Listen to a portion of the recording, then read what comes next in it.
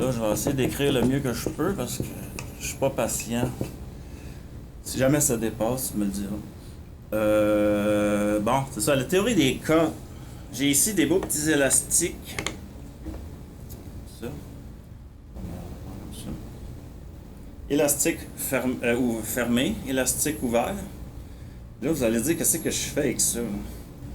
Ça, là, c'est comme une corde, là. C'est très petit, ça, dans l'univers. Puis c'est justement, c'est là que les lettres de noblesse de la musique entrent en ligne de compte. Il y a Kepler, je pense, qui parlait de la musique des sphères. Autrement dit, toute l'harmonie de l'univers est contrôlée par l'harmonie musicale. Puis la musique, ça a toujours été considéré comme bas de gamme ou, tu sais, c'est pas sérieux comme la science. Mais là, c'est ça qui crée toutes les particules du modèle standard. Les particules élémentaires comme quark, gluon, proton, boson de Higgs, tachyon. Juste en faisant une note différente. Un Do, c'est un proton, un Ré, c'est, je dis n'importe quoi, mais c'est des modes. C'est comme un caméléon qui peut tout créer les particules qu'il y a dans l'univers. Juste pour un ordre de grandeur, mettons que la Terre... Attendez, je fais ça. La Terre, c'est égal à un électron. Et l'arbre qui serait sur Terre, là je le mets en gros aussi, ça serait une corde. C'est extrêmement petit. Là, si justement, c'est le lien, ça serait ça nos midi-chloriens dans Star Wars. Là. Si je pourrais parler aux cordes, je pourrais générer toutes les forces de l'univers, les 4 forces fondamentales, ou les jouer avec les particules. Donc, si on va plus en profondeur, théorie des cordes, c'est une théorie à 10 dimensions. C'est du son qui s'en va là-dedans. Elle enregistre, mais j'ai oublié de grignoter ça. Le son enregistre pareil, c'est juste que j'ai pas mon petit moniteur en cas d'urgence. En cas qu'il n'y ait pas de son. Bon, 10 dimensions. Ça, c'est 5 dans le. Voyons, dans le reportage de la BBC. Il y a 5 versions qui sont toutes bonnes. Il n'y en a pas une meilleure que l'autre. Mais comment les départager? Ben, on ajoute une 11e dimension. Là, les 5 devient une version. Ça, c'est grâce à un mathématicien brillant. Et la 11e dimension, c'est ce qui fait le rap, qui englobe toutes les autres dimensions. Puis les 10, c'est quoi? Ben, c'est facile. C'est les 4 dimensions qu'on connaît, hauteur, largeur, profondeur, plus le temps. Mais il y en a qui n'aiment pas ça, mettre ça comme si c'était une dimension. Là, on entend une tondeuse, c'est toujours des conneries de main qui arrivent. Donc, on a 4 dimensions, 3 dimensions spatiales et une le temps. Donc, ça fait 10 moins 4. Il en reste 6. Qu'est-ce qu'on fait avec ça? Ben, c'est là qu'entre en compte les cordes. Mais il y a les cordes, mais là, c'est le calabio qu'on appelle. C'est quoi cette bébelle-là? Ça s'écrit comme ça. Ça a l'air dans une autre langue. Là. Calabio. C'est une forme géométrique à des replis, un peu comme le Moebius. C'est-à-dire qu'il y a des replis, ça permet d'avoir 6 dimensions, justement. Et pour faire un exemple, je ne sais pas si on voit bien. Mettons qu'on a une corde ici. On a une dimension. On avance, on recule. Mais si on zoome, on va zoomer ceux qui avaient ma terre. Là, on voit l'épaisseur, le diamètre du fil. Là, on a une autre dimension ici. Ah, là, on le voit pas. Il faudrait que j'augmente. Attendez, je vais monter ça plus haut. Vous voyez, ça, c'est comme un cylindre, ma corde ici.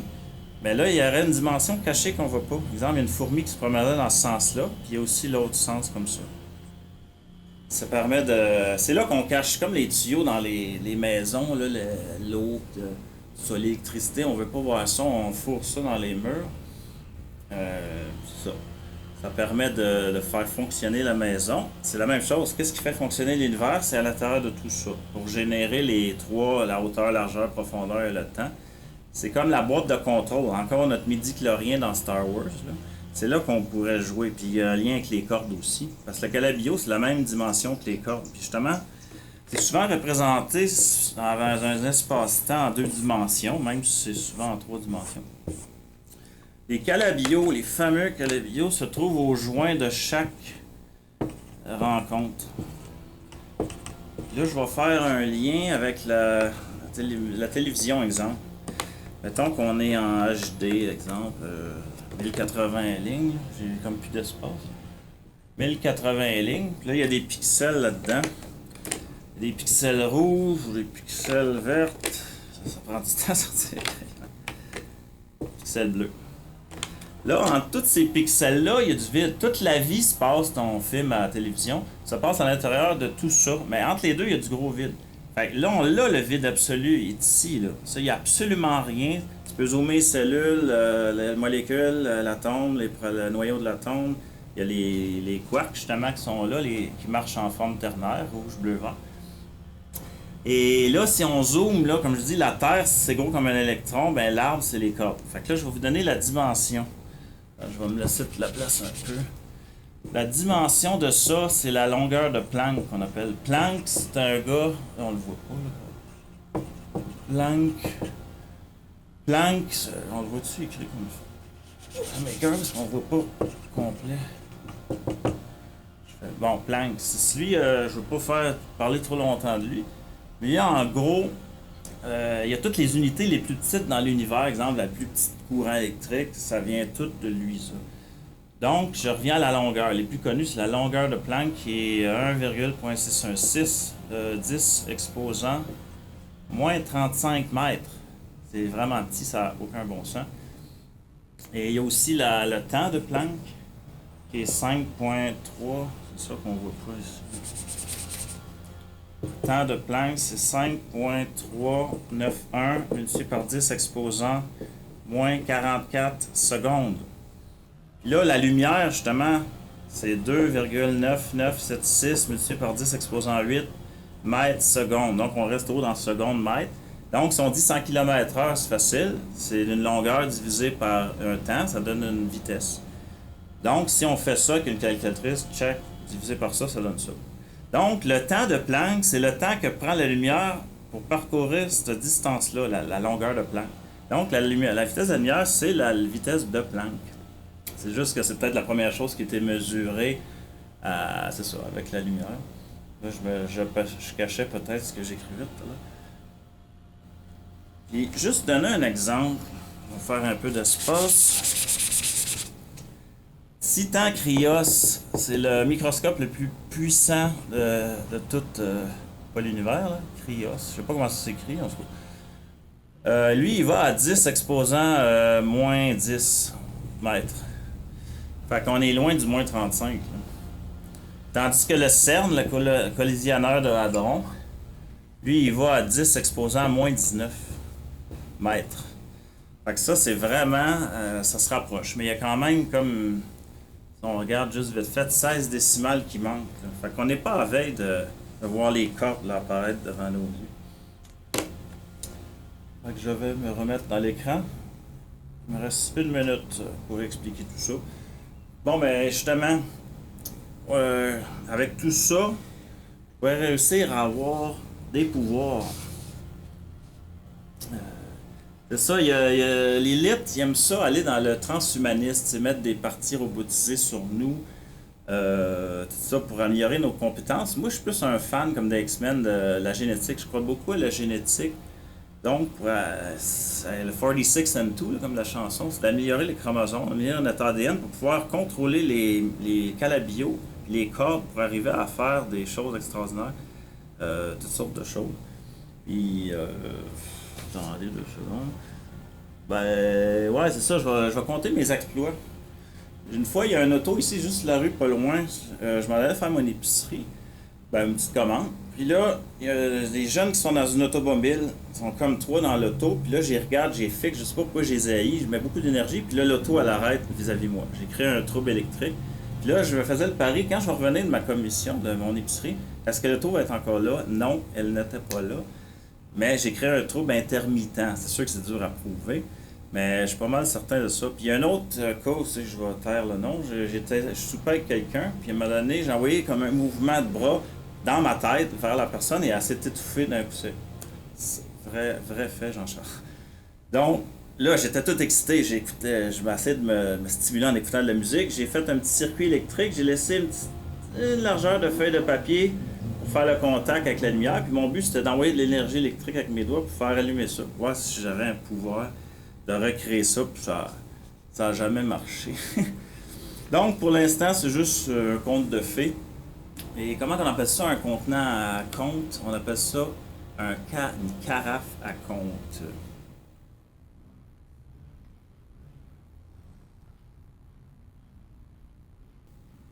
Dracula.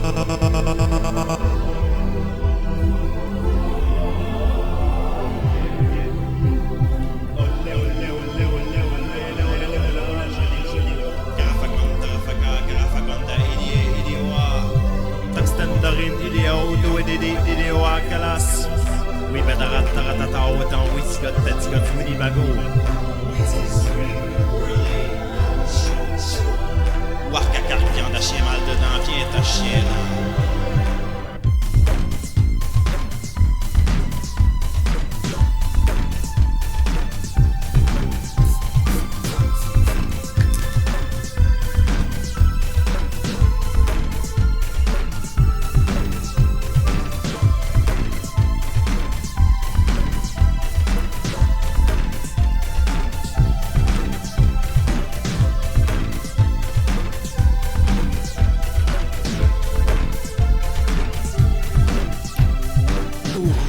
Mal conduit, mentir à l'arc son bali son perron, propriété mal payée, parti chez sa marquier, morte à Delphine, à ce pointillé, tout va plus me parler.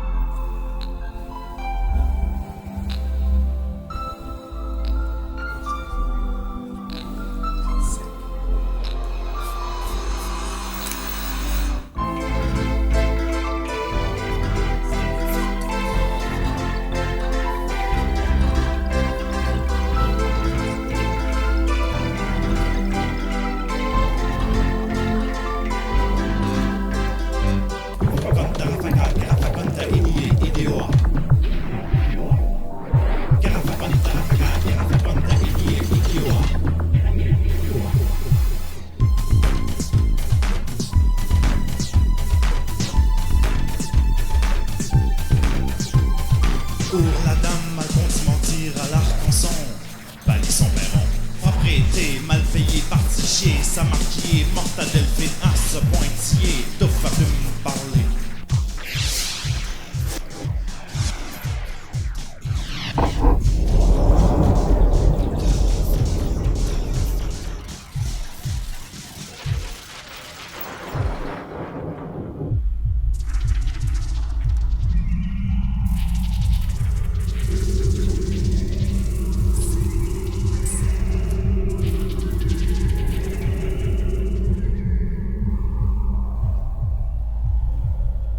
La dame mal conti, condiment, condimenté, mentira, tire à l'arc, l'arc-en-son, bali son perron, propre, propriété mal payée, y est parti chez sa marque, qui est morte, morte à Delphine, fine à ce point, pointillé, y étouffe, touffe à plume, plume, y étouffe à plume, parle.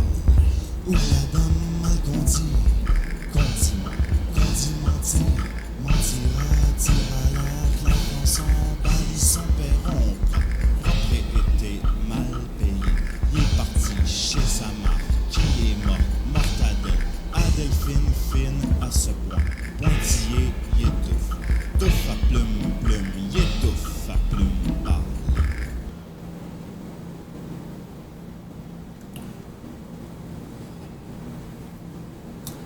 Touffe à plume, plume, y étouffe à plume, parler. Je me demande bien c'est qui écrit ça.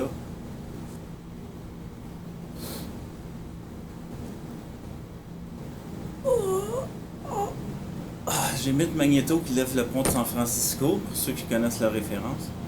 La théorie des cordes, super compliquée du moment qu'on se la met pas autour du cou. On l'appelle aussi la théorie M. M pour merdique, j'imagine. Les quatre forces de l'univers. Moi, j'en ai une cinquième, ça s'appelle J'ai plus à la force. Pourtant, j'ai écrit une chanson en 2004 qui s'intitule justement La force. Il faut dire que ça m'a pris 14 ans pour la finir. La force, c'est un concept de Star Wars. C'est pourquoi je ne réponds plus à mon nom d'esclave. On m'appelle désormais Steffi Jedi. Hey, pétasse, c'est pas ce qui je suis le fléau. C'est moi le fléau! Référence à X-Men encore. En fait, Steffi Jedi, c'est mon pseudonyme eBay en 2012. Je me rappelle une messe de minuit au moment de partager ses vœux en disant que la paix soit avec vous. Moi, je serrais les mains des gens en disant que la force soit avec vous. Ah là, on peut pas serrer les mains.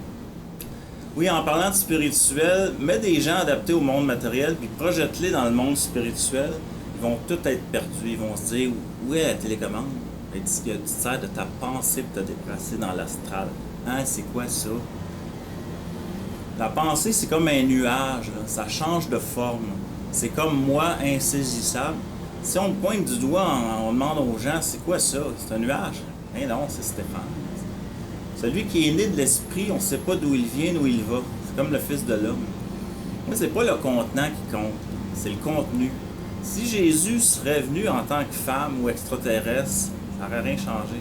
Par exemple, sous la forme d'un chien, là, Jésus chien, il aurait dit « Je suis le pain vivant qui descend du ciel. Ceci est mon corps, livré pour vous, car ma chair est vraiment de nourriture. » Ben oui, je le sais, j'ai déjà mangé ça, un hot dog.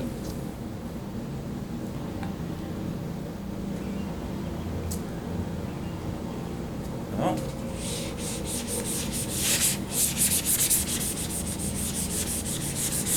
Oh, ça les fasse pas fausse. C'est le temps, là. Ouais, c'est ça, ouais. Ah non, c'est un temps mort. Les temps morts vont être coupés, là, en post-production. Donc, le Merkaba. Qu'est-ce que c'est que ça? 22. Donc, c'est ça. Le Merkaba, c'est un mot égyptien. Ça, on va demander. C'est un mot, en fait, égyptien, mais qui vient de l'ésotérisme juif. Parce que les Juifs, ils ont été en Égypte, on le sait. Donc, mer qui veut dire lumière. Ka qui est l'esprit, là, exemple le corps astral. Puis ba, ben, ça peut être soit l'âme ou le physique. Mais moi, j'aime mieux dire le corps physique. Donc, en gros, c'est un véhicule de lumière qui transporte l'esprit et le corps physique à la fois. Et là, si on va plus dans la terminologie, disons juive, Merkaba, ça veut dire chariot divin. Donc, c'est comme un véhicule. Puis ça, à 12 ans, j'avais lu la Bible. Ça m'avait intrigué, là, les détails techniques. C'était comme une machine, comme un UFO, mais plus sophistiqué parce que ça parlait dans toutes les dimensions. Il y a 4... Et ce qui m'avait frappé, c'est qu'il y avait 4 roues, exactement comme les véhicules de l'homme. Donc, l'homme, c'est l'extension par le bas de Dieu. Dieu, c'est l'extension de l'homme. Donc, il se déplace sur un char aussi, Dieu, mais qui a 4 roues, ben, un peu comme dans Back to the Future, tu te rappelles, avec les roues comme ça. Et il y a aussi des références dans les films comme Contact avec Judy Foster, des espèces d'anneaux une dans l'autre. On voit souvent ça dans les films. Puis justement, il y avait un pont Einstein-Rosen, elle pouvait aller visiter son père qui était mort, fait qu'elle allait dans une autre dimension, dans un trou de verre. Donc, c'est souvent employé aussi dans le film 13 fantômes. Il y avait des engrenages, ça avait l'air comme pas diabolique, mais en tout cas, ça ressemble un peu à mon prototype. Il y avait aussi Nicolas Cage, là, le film Knowing. Tu sais qu'il y avait une tentative de faire le vaisseau, là, le Merkaba de Dieu, avec ça. Puis il transportait à la fin du monde les enfants pour aller coloniser notre planète. Donc, bon. Mais justement, l'US Air Force est capable de voir. Voyons, j'ai ça quand on voit jamais. US Air Force. Bon. L'US Air Force est capable de voir dans la plage des micro-ondes le Merkaba. Donc, si je vais prendre le bleu, il écrit pas bien, mais bon, c'est pas super. Donc, ça ressemble un petit peu à une galaxie. Ça, c'est l'émanation, c'est pas vraiment le Merkaba en tant que tel, c'est l'émanation électromagnétique. Puis ce qui est bizarre, c'est que la mesure, c'est 17 mètres.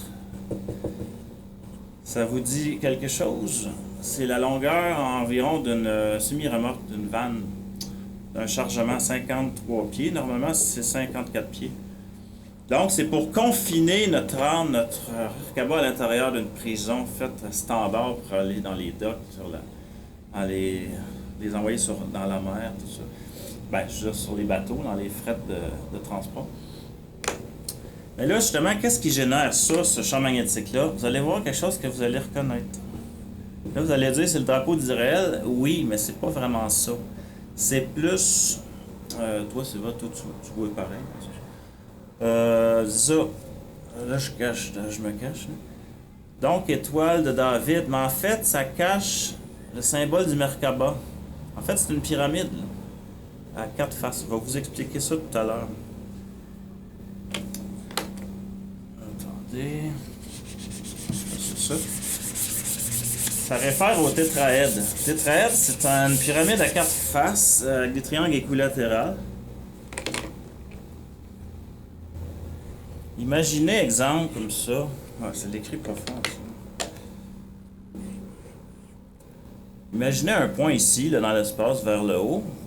Là, les interstices. Face numéro 1, 2, 3. Puis celle qui est en dessous, c'est qu'on la voit pas, c'est la 4e. Ici, vous imaginez une autre forme par-dessus. Ben, je vais le faire tout à l'heure. Donc, on appelle ça un octangle. En anglais, c'est un star tétraédron. Et le premier qui a parlé de ça, c'est dans la Divine Proportione. Dans la Divina Proportione, c'était de Chubu Pacioli Lucio. En 1509, il était le premier au monde à parler de cette forme-là spéciale, que vous allez voir plus en détail. Puis 100 ans plus tard, Kepler, il a vu ça. Il a reconnu cette forme-là.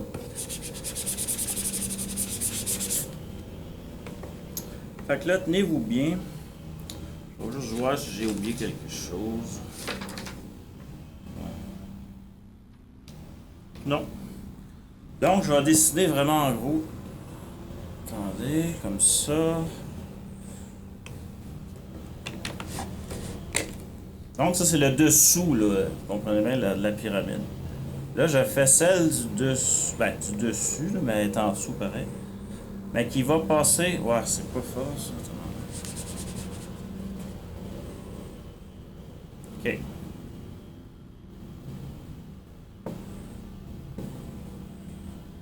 Ça prend un peu d'imagination.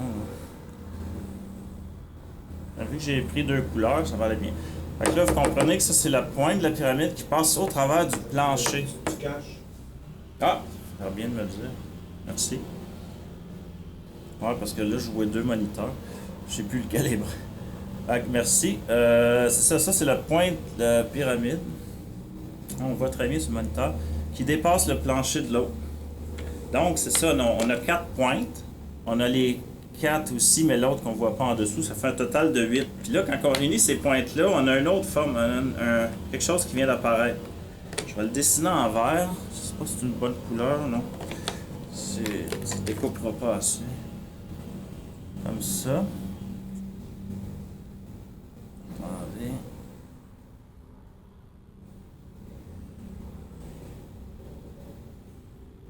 Magie. C'est un cube parfait. Donc, 2 pointes de une des pyramides et 2 pointes de l'autre sont justement opposées. Même chose en haut. Ça fait un cube parfait. On appelle ça le cube de Métatron. Et ça, c'est ça qui génère tout. On a ça autour de notre corps. On a justement, on approche justement que je vais découvrir mon Merkaba bientôt, là. C'est bien de regarder sur l'horaire. Justement, il y a comme 6 pyramides là qui sont suivies, comme le haut, la pyramide comme ça ici, la pointe, et l'autre. Et les deux tournent en sens anti-horaire. Là, je sais, c'est difficile à expliquer un peu. Il y en a un qui tourne dans ce sens-là et l'autre qui tourne dans le sens anti-horaire. Et c'est ces tournoiements-là, de forme géométrique, qui créent l'espèce de champ magnétique. Puis ça, avec ça, qu'est-ce qu'on fait avec ça dans la vie? Je prétends pas de sortir je veux dire, de pouvoir maîtriser ça. C'est comme la limite de l'évolution. C'est ça que j'ai oublié en entrée de mon sujet. C'est le stade ultime de l'évolution, c'est pas de passer à l'émission Révolution là, avec l'autre Sarah-Jeanne Labrosse, c'est plutôt de développer son Merkaba. Donc, c'est ça. Pourquoi ça sert à quoi? Exemple, le gouvernement exerce son pouvoir sur un endroit donné.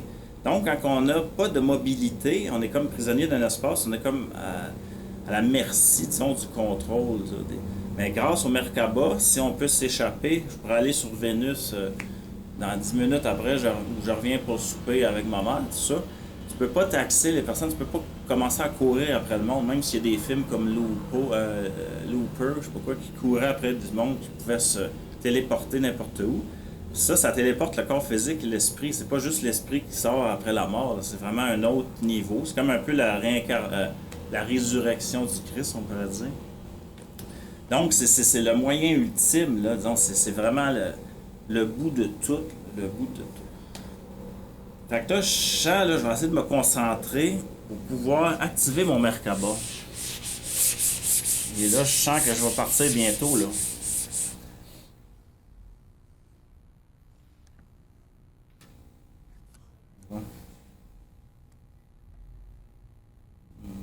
Ok.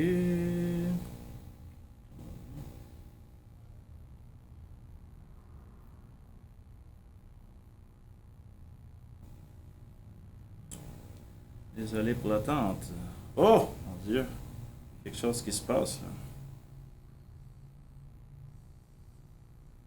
Ah, je n'ai pas besoin de flotter, là. Ce n'est pas le moment. Il s'agit d'être centré au milieu de les deux pyramides qu'on voit. Oui, c'est bien ça. Trop quand même, là, un petit peu plus. Donc, ça y est! Je pars! Incroyable. Ça y est, oui. Je suis parti.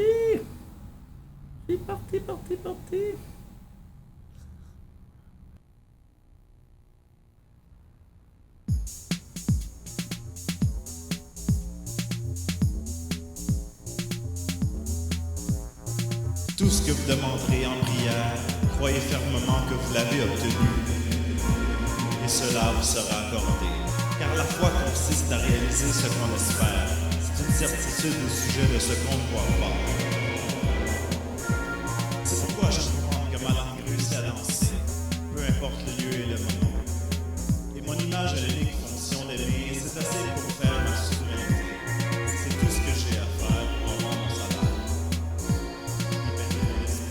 Pas de moment, belle voix jouant comme avant, musique comme les serpents, ça vaut pour un aile.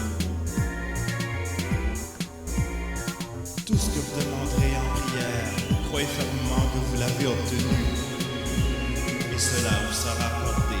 Car la foi consiste à réaliser ce qu'on espère. C'est une certitude au sujet de ce qu'on ne voit pas. C'est pourquoi je comprends que ma langue réussit à danser, peu importe le lieu et le moment. Et mon image a l'unique fonction d'aimer, c'est assez pour faire ma souveraineté.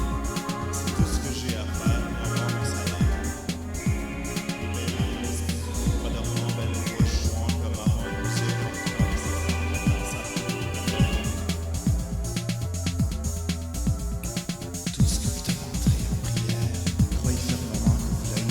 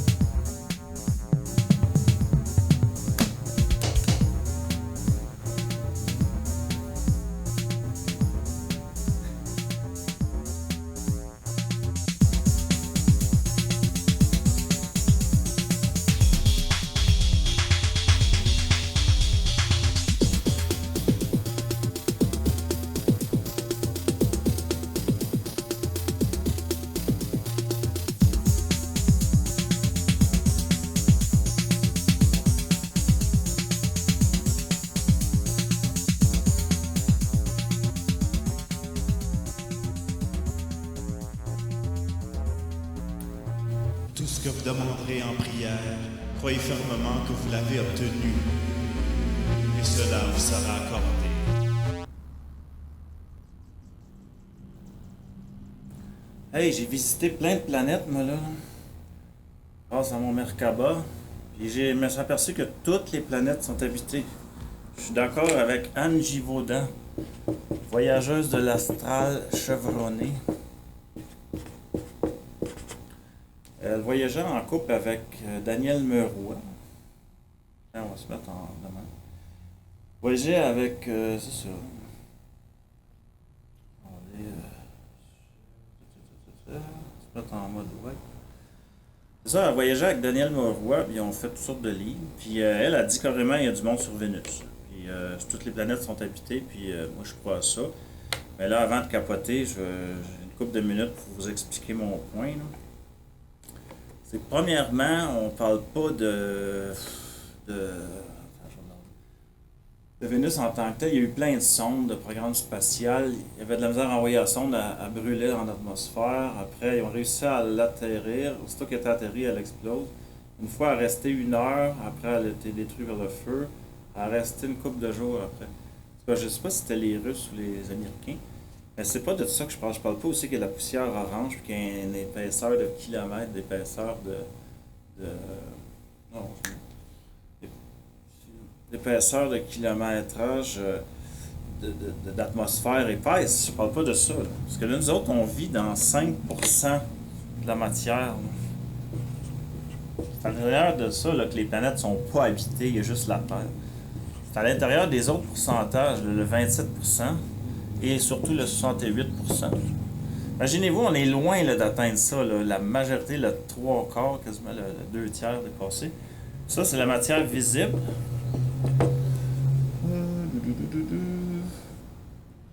Ça, c'est la matière noire. Il y en a qui disent que l'antimatière, c'est pas vraiment ça. L'antimatière, c'est comme le pendant négatif, l'antiproton, l'anti tout ça. Puis il y a l'énergie noire. Là, ça peut être interchangeable. Ça peut être matière noire, énergie noire. Je veux dire, matière sombre, moi, excusez. Énergie noire ou énergie sombre. C'était plus là, l'interchangeage. Donc,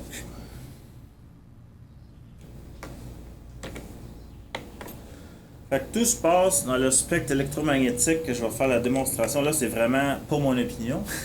On parlait tout à l'heure. Là, je vois que le 5% de visible, il n'est pas visible, justement. C'est comme une joke.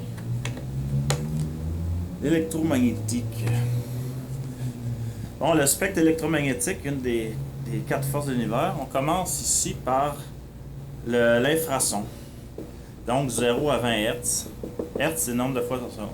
Les tremblements de terre. De 20 à 20 000 Hz, ça c'est le son. Ensuite, il y a quoi? Les ultrasons. Ça va de 20 kHz ou 19 kHz jusqu'à des MHz. Là, on rentre dans les ondes de radio et télévision. Il y a le Very High Frequency, Ultra High Frequency, le UHF, VHF. Les ondes radio. C'est sûr qu'il y a aussi les ondes radio, c'est plus FM, c'est la modulation de fréquence. Ça veut dire que le signal de la musique est à l'intérieur des harmoniques de l'onde porteuse, qui est dans l'ordre des mégahertz, tandis que la radio AM, c'est plutôt la modulation d'amplitude. C'est comme un signal qui est modulé par-dessus l'amplitude. C'est une autre théorie. On peut s'en servir aussi dans la musique. Donc, onde radio, micro-ondes. C'est ça qu'on dit micro. Puis là, ça chauffe. L'infrarouge. On devrait commencer, on va mettre infrarouge. Tout ça, là, ça chauffe. Là. Onde radio, s'il y a une grosse coupole d'onde radio à haute puissance, vous mettez un poulet ou vous mettez à côté, ça va cuire, ça va chauffer. Même chose pour un micro-ondes. Puis l'infrarouge, c'est plus la chaleur en tant que telle, comme un feu ou un rond de cuisinière. Là. Donc, infrarouge, là, après, il y a les ondes visibles. Donc, toute notre vie se passe à l'intérieur de ça. Le rouge, là, on va faire encore un bel échantillon de mes crayons de couleur. Ça fait perdre des secondes. Là, le bleu-vert, ça n'a pas d'affaire, là. Le bleu, j'ai de la misère avec mon bleu. Et le violet. Donc, les couleurs visibles. Et il y a l'ultraviolet. Ouais, ultraviolet.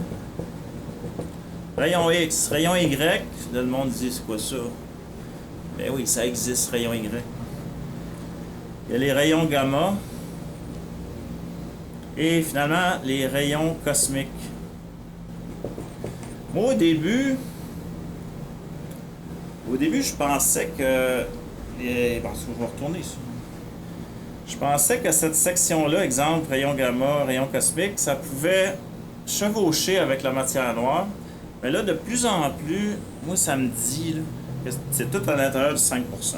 C'est-à-dire, si on veut voir l'invisible et le monde qui habite là, sur Vénus, nos planètes sont comme locales dans notre système solaire, ben, il faut absolument utiliser une autre méthode. Ils ont commencé, justement.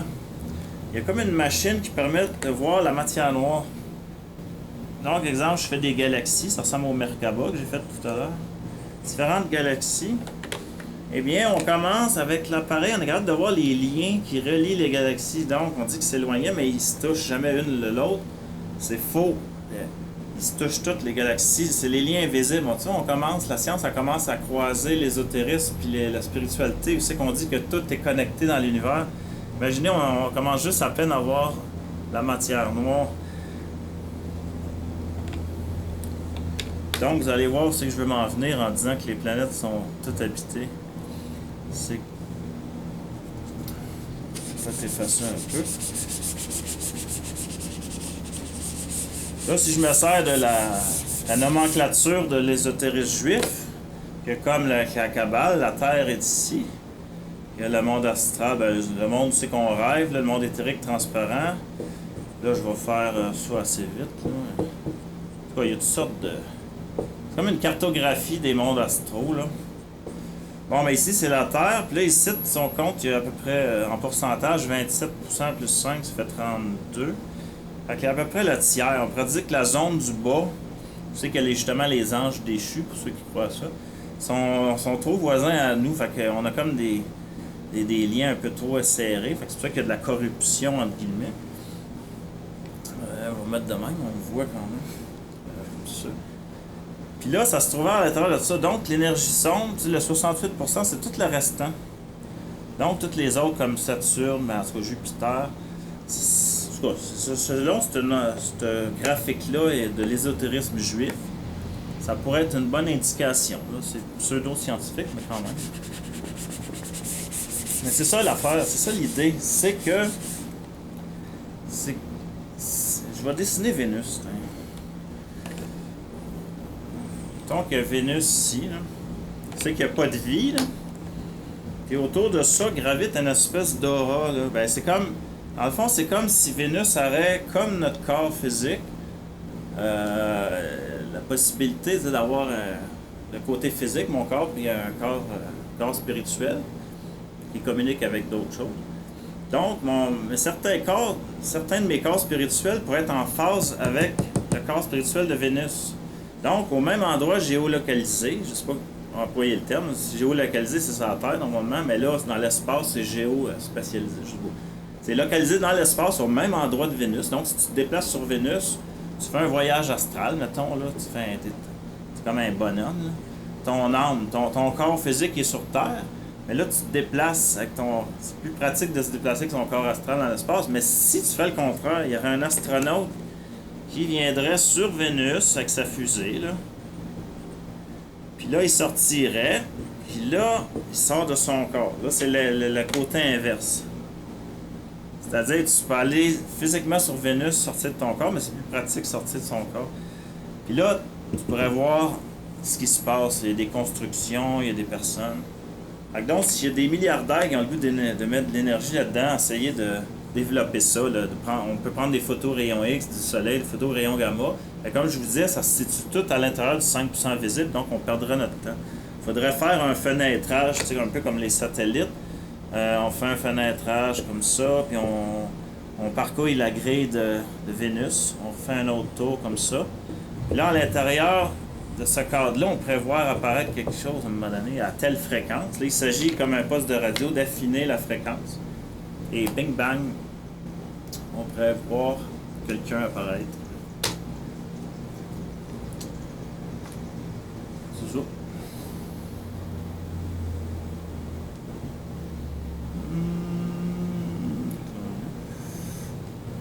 Le moment d'attente involontaire de votre part est une présentation de...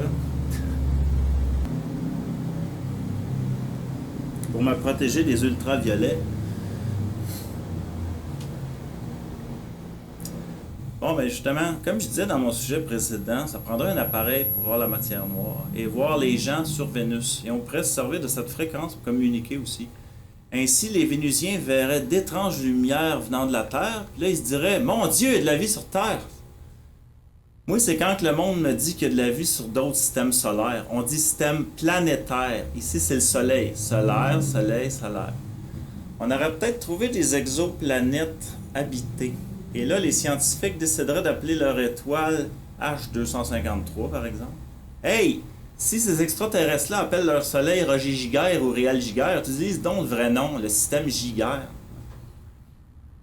Le grand vaisseau légendaire a réussi à se soulever dans les airs après sa longue inactivité dans le désert pour finalement traverser l'atmosphère.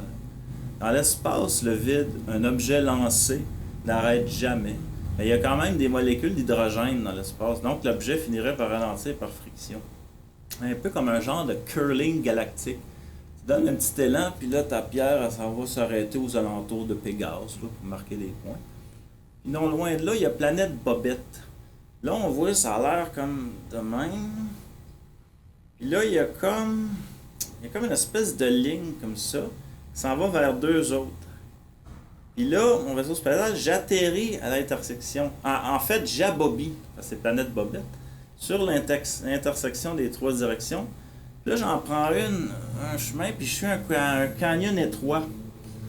Puis à un moment donné, ça sent comme les œufs pourris, tremblement de terre, gros son strié. Bah, c'est un pet, rien là. Je continue, puis l'atmosphère devient de plus en plus humide, une caverne, des champignons, on voit même comme des verrues plantaires. Là, à un moment donné, il y a un gros objet en long qui arrive par en arrière. Mon Dieu, qu'est-ce qui se passe? Il me donne un coup dans le dos encore. Ah, l'entrée est bouchée. Ah, mon Dieu, je suis perdu. C'est comme ces trois héros, comme disait dans Star Wars. We're doomed! Ah, il ressort. Ah, je suis sauvé, mon Dieu. Ah, ben là, il rentre encore. Ben, coudonc. À un moment donné, l'objet sort pour de bon, puis je sens un jet dans le dos, un torrent de rivière qui m'entraîne à reculons d'où j'étais entré. OK. On a compris l'analogie. À quoi ça ressemblerait une chose qui n'a pas ni queue, ni tête, ni sexualité, ni intellect? Un cœur.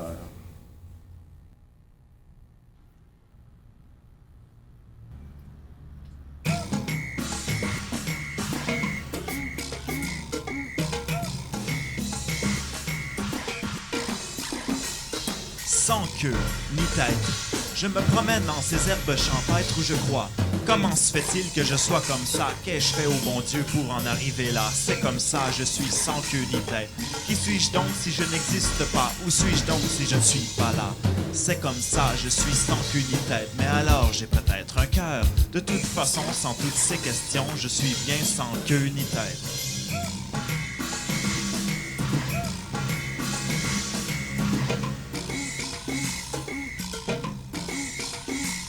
Sans queue ni tête, je me promène dans ces herbes champêtres où je crois. Sans queue ni tête, seulement un cœur. Sans toutes ces questions, de toute façon c'est comme ça. Une fleur qui marche, sans queue ni tête, qui plane au-dessus des champs où elle pousse invisible. Visiblement, ça n'a aucun sens. De toute façon, je suis bien dans ma situation.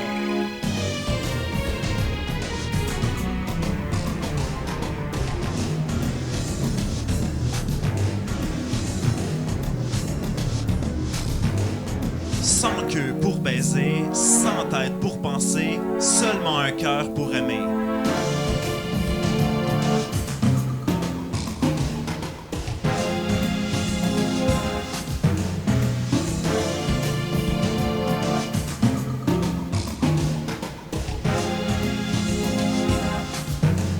Sans queue ni tête, arbre champêtre, je crois, sans queue ni tête, seulement un cœur. Sans toutes ces questions, de toute façon, c'est comme ça.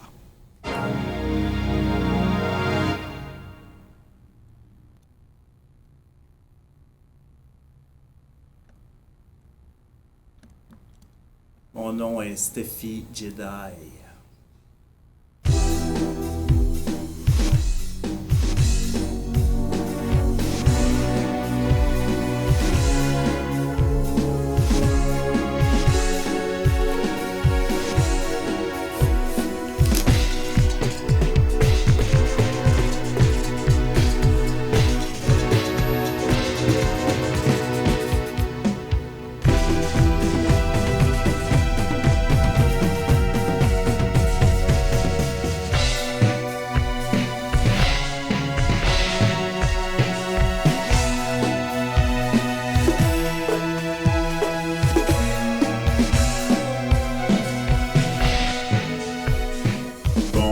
Vous avez découvert votre pouvoir, vous avez su attirer votre Merkaba, vous avez même découvert que toutes les planètes étaient habitées.